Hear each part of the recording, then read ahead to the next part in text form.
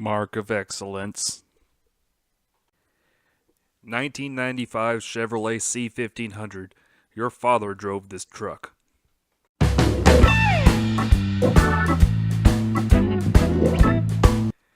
The fourth generation of GM's CK line of trucks would be the final for the long-running naming scheme for GM. Introduced in 1960 and replacing the famous Task Force trucks of the late 50s, the CK line would last 40 years across 4 generations.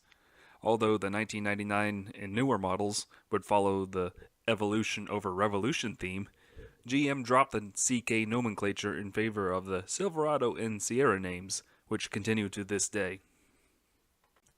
The fourth generation was introduced in 1988, replacing the famous square body third generation that had been in production since 1973.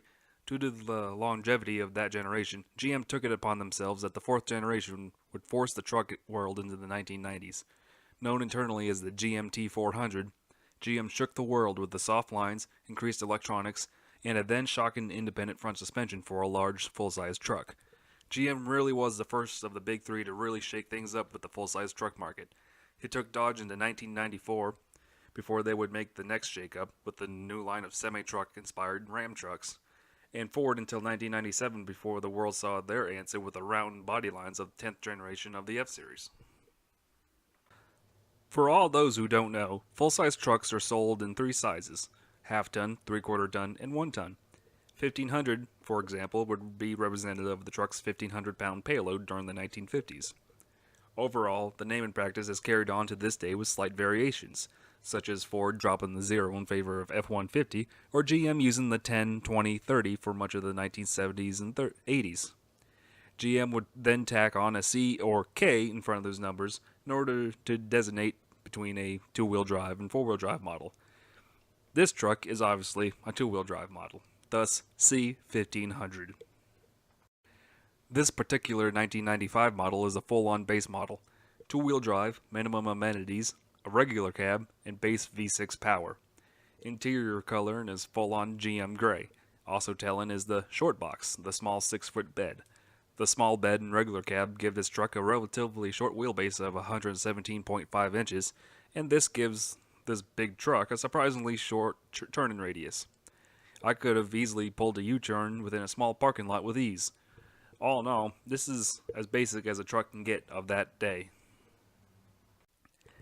As mentioned before, this truck features the base V6.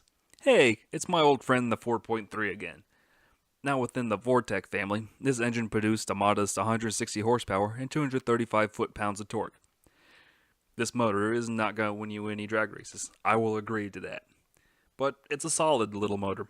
It moves this base model truck perfectly fine. Now, in a large 1-ton model, yes they did come with them and they were rare, it would definitely be a dog, but this 2-wheel drive half-ton is moved perfectly fine by the V6. It's a torquey V6, being based off the small block V8, and like the Astro from 2 episodes ago, again, it makes a nice little rumble out of the rusted out tailpipes. The biggest drawback would probably be the long gearing of the 4L60E 4-speed automatic it's hooked to. The optional 5-speed manual at least had shorter gearing, pretty much making it more fun to drive. But this is a reliable motor and drivetrain, and it serves its purpose perfectly well here. And reliability is the key word here.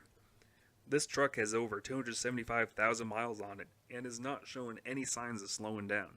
I was shocked to learn just how many miles are on this truck, as it's obviously been well taken care of in its lifetime. There's a minimum rust on the cab corners, which is a common rot spot on pickup trucks, especially Chevrolets. The fake leather bench seat was solid aside from a single tear. At some point the steering wheel had been replaced, as the owner thinks it had been in a minor fender bender, and thinks the airbag had been deployed on the old one. The interior is shockingly solid for this many miles.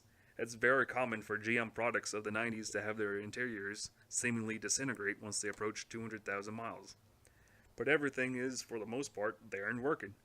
The only real failure inside at this point is the driver's side door handle, which is made from cheap plastic and expectedly has broken off. Finally, one of the tailgate latches has failed, but that appears to be from that previously mentioned fender bender. Overall, for a truck this age and high mileage, it is in shockingly good condition.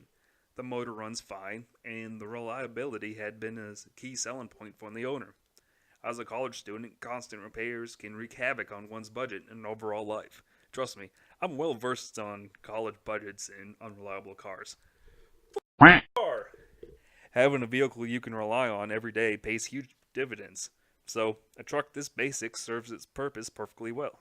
It gets them to class on time in the morning, to work in the afternoon, and overall being that friend that can help out on weekends. Move that couch, take that garbage to the dump, haul those car parts from the store. I had a truck like this in college, and I used the piss out of it every day. The owner has given someone his personal touch to it, stickers in the back window, a much needed modern head unit, and a useful lock-in toolbox in the bed. Handling doesn't really matter for a truck like this. It's a base model truck.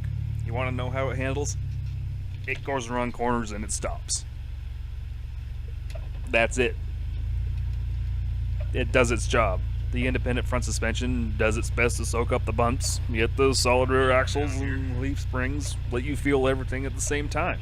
It's a truck. You want comfort, you should have gone for that Cadillac. Trucks weren't seen on that level like they are today. They were meant for something else. They were tools, not toys. Like the Toyota from episode 2, basic trucks like this are very popular among the working class. They don't need crap ton of bells and whistles. They need a tool for work, and you see that in the C1500's design. The basic box-like design can take a beating, yet can be repaired easily. Hell, the dash was designed with lunch breaks in mind. The built-in cup holders, not recommended for use during driving, are perfect for coffee and in between a space for a ham sandwich. Fleets bought these up in droves, and many are still in service today due to that reliability. In the end, the Chevrolet C1500 was both the future and the past of full-size pickup trucks. GM shook the world with their independent front suspension and fuel injection, aiming their sights towards the 21st century in terms of comfort and performance. Yet, it also holds on to the past, with its basic design and bare-bones working man attitude. This truck is the perfect example of the changing landscape of the pickup truck market. More and more pickup trucks were seen less as tools and more as something the average Joe would daily drive. While the 94 Ram and the 97 F-150 were cases for the pickup truck as a toy, the C1500 was more of a middle ground. This continued with the 99 Silverado. As mentioned before, while the 4th generation CK would intend to revolutionize the truck market, GM would go on to play it safe and go the evolution over revolution route with the 99 Silverado. By the second half of its life cycle, the 4th generation CK became the most modest of its market, something GM would use to sell it, and it sold well. And I missed that with pickup trucks. As the years went on, it has become a fierce arms race between the manufacturers. Massive growth spurts, airbag suspensions, dedicated off-road models, hybrid systems, diesel power, upscale interiors, and four-wheel steering of all things? Bless you, GM, and your weird forward thinking. Every year, we get further away from what pickup truck used to be, a simple tool for the working man. And I miss that. And that's why I love trucks like this, especially the well-kept ones. I would like to thank Garrett of Mooresville, North Carolina for use of his C1500 for this video. The weather was not perfect as seen, but luckily the rain held off just enough to get filming in. Be sure to like, share, comment, and subscribe. Every little bit helps my channel so early in its life. Also be sure to give the official Wookie Drives Facebook page a like for updates and more. Meanwhile, I hope you enjoyed the show and stay tuned for more. See y'all next time.